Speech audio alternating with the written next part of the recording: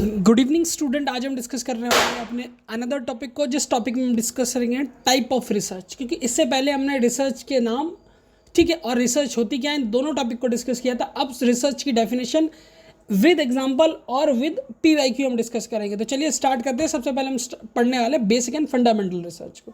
अगर बात करें डेफिनेशन की, लिखा है research done to gain knowledge और develop theory without aiming at immediate practical use.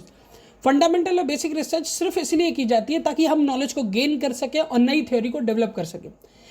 ठीक है, इसका एम ये नहीं होता है कि हम इसको इमीडिएटली प्रैक्टिकली इंप्लीमेंट करेंगे और इससे कोई रिजल्ट देंगे।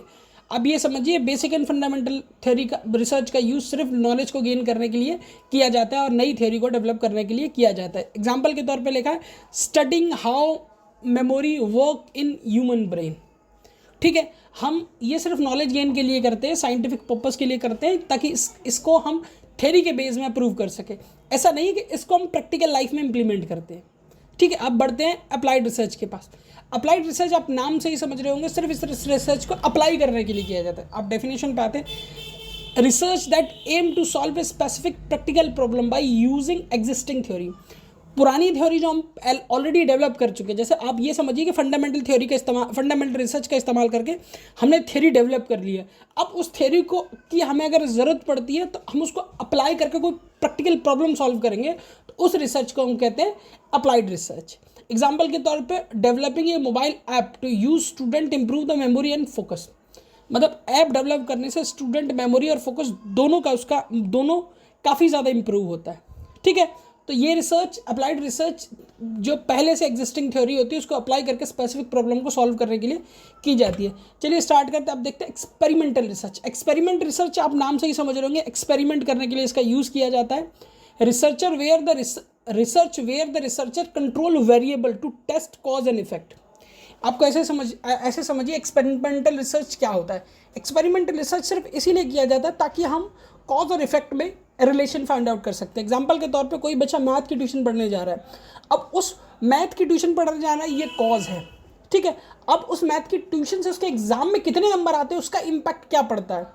ठीक है, तो ये देखा जाता है और ये देखा जाता है एक्सपेरिमेंटल रिसर्च में। ठीक है, इसका एग्जाम्पल भी मैं आपके लिए लेके आया हूँ, आप एग्जाम्पल को भी पढ़ते हैं। आई थिंक ये काफ़ी ज़्यादा क्लियर होगा। Testing if a new teaching method increase the student performance. मतलब हमने एक नया तरीका इस्तेमाल किया जिस तरीके से हम ये चेक करना चाहते हैं स्टूडेंट की परफॉर्मेंस इंक्रीज होगी या नहीं होगी। अगर होती है तो कॉज और इफेक्ट में रिलेशन फाइंड आउट होता है, इसी को हम एक्सपेरिमेंटल रिसर्च कहते हैं। ठीक है, अगर कॉज और इफेक्ट में रिलेशन फाइंड आउट नहीं होता है तो एक्सपेरिमेंटल रिसर्च की कैटेगरी में नहीं आती है। फिलहाल हम एक्सपेरिमेंटल रिसर्च कॉज और इफेक्ट में रिलेशन फाइंड आउट करने के लिए करते हैं ताकि हम वेरिएबल पर कंट्रोल कर सकें। अब आते हैं हिस्टोरिकल रिसर्च। हिस्टोरिकल रिसर्च जैसे आपको नाम से ही समझ में आ रहा होगा, हिस्टोरिकल रिसर्च। ठीक है, हिस्ट्री से रिलेटेड होगा। Definition research based on past record event and document. जो पहले चीज़ें घट चुकी हैं, मोहनजोदाड़ो, ये सारी चीज़ें जो पहले हो चुकी हैं, उन पर बेस्ड रिकॉर्ड इवेंट और डॉक्यूमेंट, ठीक है, वो हिस्टोरिकल रिसर्च की कैटेगरी में आते हैं। Studying that develop a education policy in India since 1940। जो चीज़ पहले हो चुकी है उसके डॉक्यूमेंट रिकॉर्डेड हैं, ठीक है, वहाँ स्पेसिफिक इवेंट भी हो चुके हैं, अब उनके बारे में स्टडी करना, ये आता है हिस्टोरिकल रिसर्च की कैटेगरी में। अब चलिए आगे बढ़ते हैं। ठीक है, अब बेसिक रिसर्च इस प्राइमरली कंसर्न्ड विथ, हमने पढ़ा था बेसिक रिसर्च का मतलब क्या होता है, नई थ्योरी को डेवलप करना। तो डेफिनेटली इसका आंसर होगा B. Applied research is mainly applied research को क्यों कंडक्ट किया जाता है। ठीक है, पहला था डेवलप न्यू थ्योरी हम यूज़ करते हैं किसमें, फंडामेंटल या बेसिक रिसर्च में। गेन नॉलेज विदाउट यूज, ये भी हमारा उसी का पार्ट है। सॉल्व प्रैक्टिकल प्रॉब्लम, ये अप्लाइड रिसर्च का पार्ट है।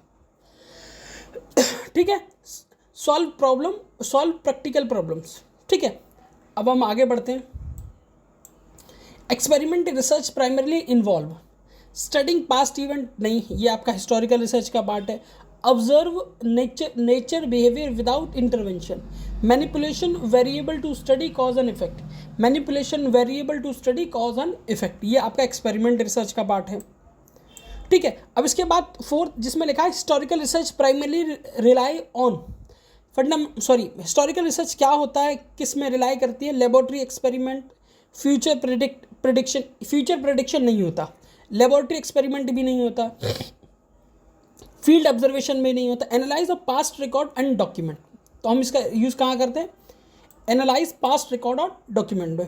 ये कंप्लीट एमसीक्यू थे। एमसीक्यू के साथ साथ मैंने ये कंप्लीट वीडियो यहाँ पर कंप्लीट कर दिया। अगर वीडियो आपको अच्छा लगा तो चैनल को सब्सक्राइब कीजिएगा, आप फ्रेंड के साथ शेयर भी कर सकते हैं। अगर आपको किसी भी स्पेसिफिक टॉपिक पे वीडियो चाहिए तो आप मेरे चैनल को लाइक शेयर सब्सक्राइब कर सकते हैं। बाकी वीडियो को कंप्लीट देखने के लिए धन्यवाद। आपका दिन शुभ हो।